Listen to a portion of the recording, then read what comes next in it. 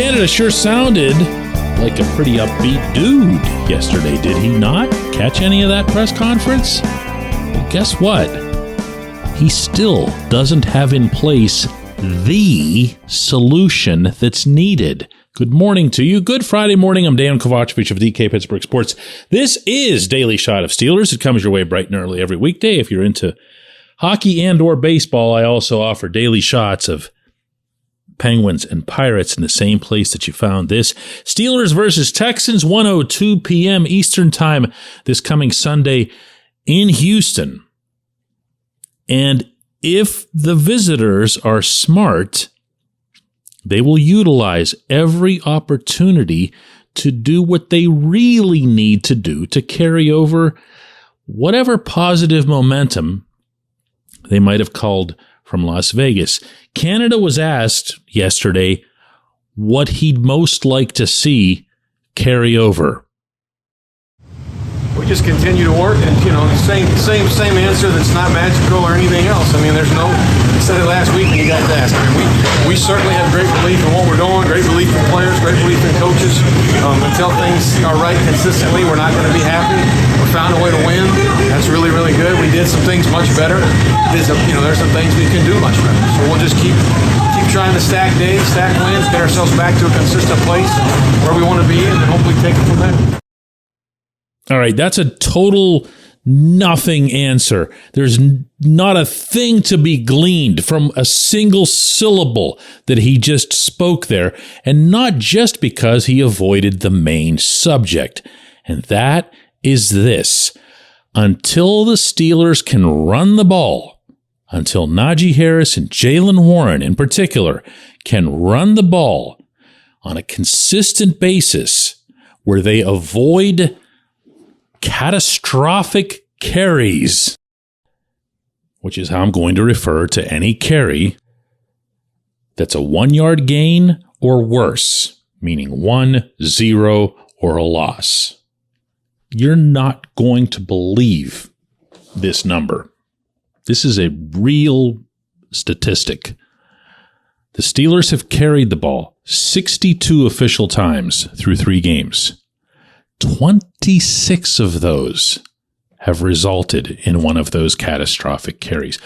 26 out of 62, more than once every 3 times, they're stopped dead.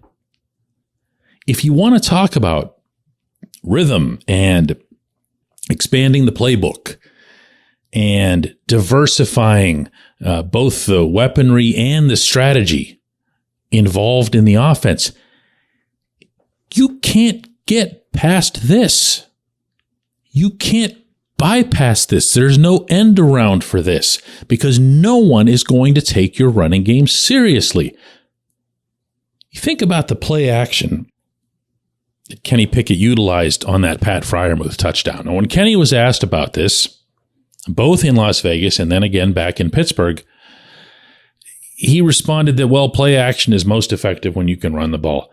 Okay, that sounds really good. He's trying to pump up his guys, but the Steelers hadn't been running the ball particularly well at all. And in fact, nothing about that particular play action suggested that the Raiders were being excessively protective against the run.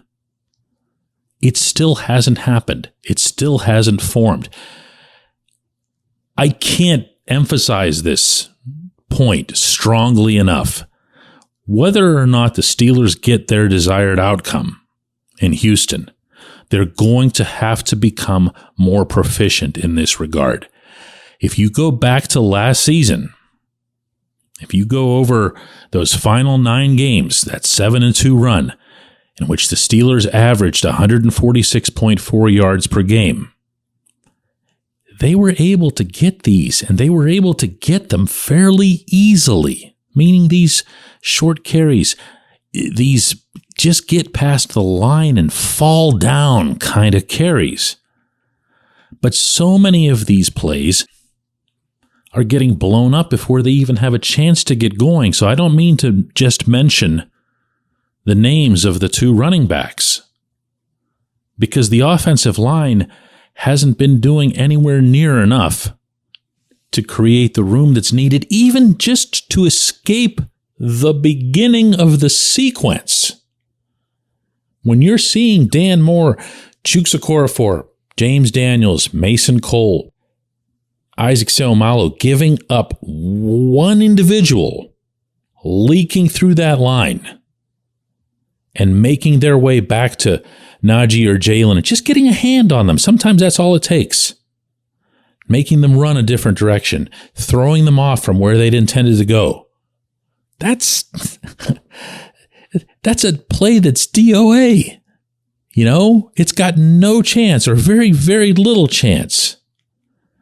I've seen people point out that Najee ranks in the top 5 in the NFL for yards after contact. All of his yards are after contact. Of course he does. It's just law of averages. Gotta change that. I believe that starts up front, but I'm not about to let the running backs themselves off the hook. Focus on this more than anything else Sunday if you want to begin really believing in your team, independent of whether they win or lose. When we come back, J1Q. Luxembourg, Garbett, Kelly, and George. LGKG is a personal injury law firm in Western Pennsylvania that represents people hurt in car accidents or who need help with workers' comp or medical malpractice. When the attorneys at LGKG make you a promise, they keep it.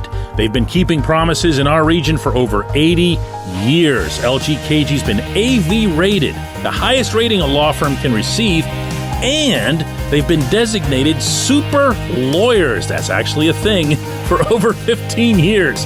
It's a rare combination. LGKG has offices in Cranberry, Newcastle, Beaver Falls, Butler, and Elwood City. Learn more about them by visiting lgkg.com or by calling 888-842-5454. LGKG.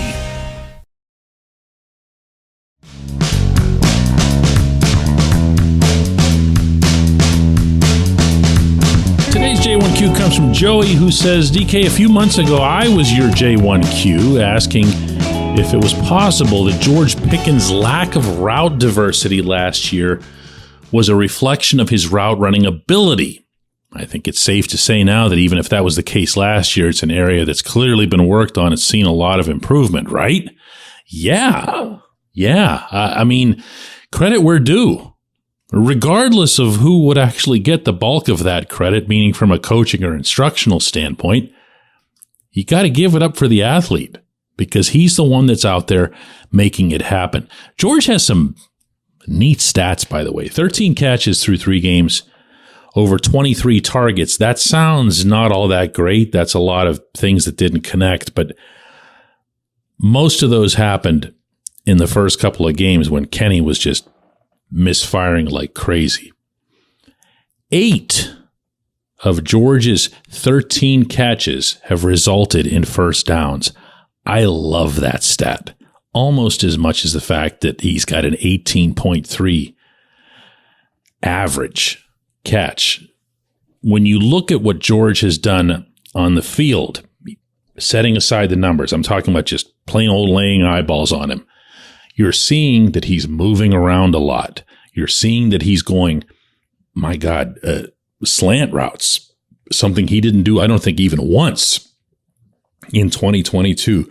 You're seeing him come back to the ball. You're seeing him break over the middle and split guys. You're seeing what arguably we should have seen last year.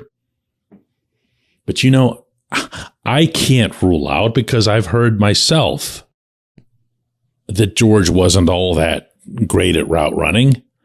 Now, I've heard myself that part of the reason they brought in Allen Robinson as a veteran, part of the reason they urged Deontay Johnson to take on more of a leadership role was that they wanted to have George commit more toward learning, toward absorbing, toward not necessarily assuming he can just walk out onto the field and make magic happen, even though he kind of can. And it turns out now, especially with Deontay out, that facet, that specific facet of George's game really isn't optional. Not for any of these guys anymore, including Calvin Austin. They've all got to be able to do a little bit of everything until 18 gets back. And I'll tell you what, one of the things that I liked about what George has said, let alone done, since Deontay's gone down, is that he's embraced that part of it. There are receivers who just see themselves as big play guys. There are receivers who think that their only obligation to the football team is to be Randy Moss and just go streaking down the field. Put it up, I'll get it. But George hasn't done that. George has done a lot of different things, including, by the way, continued excellent run blocking. That's something that's been in play from the day he arrived. He was doing that in college.